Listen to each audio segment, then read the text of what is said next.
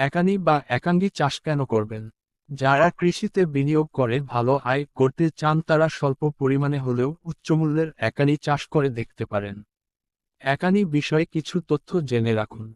একানী বা একাঙ্গী হচ্ছে হার্বর জাতীয় উদ্ভিদ যা খুব সহজেই আবাদযোগ্য। ভালমানের বীজের জন্য পৌষ মাসে এর বীজ বা রাইজম তোলা হয়। চৈত্র বৈশাখ একানী আবাদের উপযুক্ত সময়। অগ্রহায়ণ পৌষ মাসে হারভেস্ট করা হয়। বাগানের মধ্যে ছায়াযুক্ত জায়গায় আবাদযোগ্য। বিক্রি করা সহজ। বিক্রির জন্য কৃষককে কোথাও যেতে হয় না।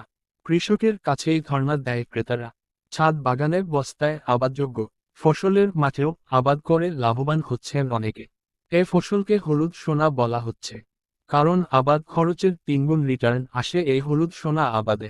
প্রচারক ছাড়া অন্য কোন উল্লেখযোগ্য রোগ বালাই নেই। ফলন বিঘায় 33%, 80-100 মন।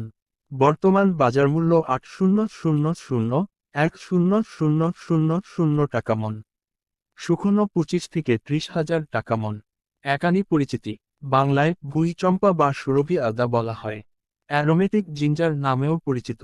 একানীতে বিদ্যমান এসেনশিয়াল অয়েল বিভিন্ন কারি তৈরিতে সুগন্ধি হিসেবে ব্যবহৃত হয়।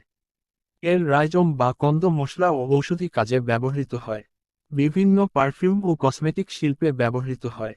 একাঙ্গী রক্ত পরিষ্কারক, পাকস্থলীর ঘাস সারাতে ও ঠান্ডাজনিত রোগ নিরাময়ে ব্যবহৃত হয়।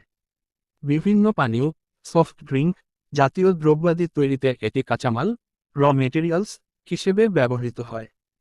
এটি মালয়েশিয়াতে মশলা ফসল হিসেবে চালের সুগন্ধি তৈরিতে ব্যবহৃত হয়। মশলা ফসল ও মাছের চার তৈরিতে ব্যবহৃত হয়।